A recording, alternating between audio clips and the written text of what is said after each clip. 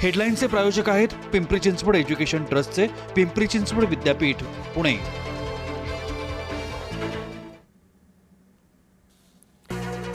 महाराष्ट्र विधिमंडळाच्या पावसाळी अधिवेशनाचा शेवटचा दिवस, सत्ताधारी आणि विरोधकांमध्ये जोरदार खडाजंगी होण्याची शक्यता।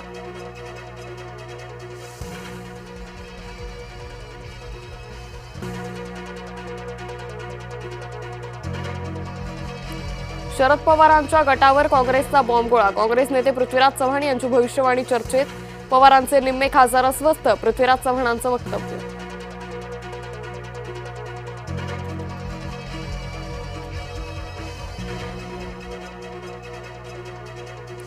मोशीतील कचरा डेपोतील दुर्घटनेत तिघांचा मृत्यू, अद्यापही 8 जण अडकल्याची शक्यता, आतापर्यंत 10 जणांना वाचवण्यात यश। मुंबई आणि उपनगरात पावसाची उसंत, पुढील काही दिवस तापमानात वाढ होण्याची शक्यता।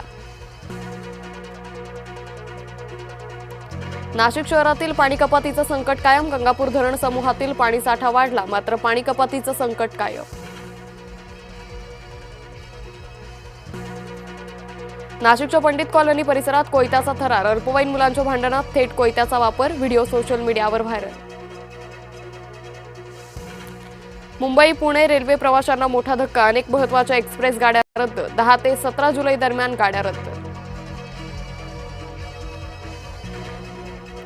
ज्ञानोबा आणि तुकोबा पुण्यात पोहोचले, संत संगमाचा पुण्यात अपूर्व सोहळा। मुख्यमंत्री देवेंद्र फडणवीस आज पुण्यात पालखीचे घेणार दर्शन, नागरिकांना त्रास होऊ नये म्हणून रात्री 10 वाजता पोहोचणार। विठुरायाच्या रंगी रंगवणारी माऊलीची वारी परंपरा येणार जगासमोर, वारी डॉक्युमेंटरीचं मुख्यमंत्र्यांच्या हस्ते प्रकाशन। आजपासून सप्तशृंगी मंदिर भाविकांसाठी पुन्हा खुलं, सुरक्षेच्या कारणास्तव मंदिर होतं दर्शनासाठी बंद। श्रेयसच्या संघाची पुन्हा हाराकिरी, चौथ्या सामन्यात 9 विकेट्सनं टीम इंडियाचा उडवला धुव्वा।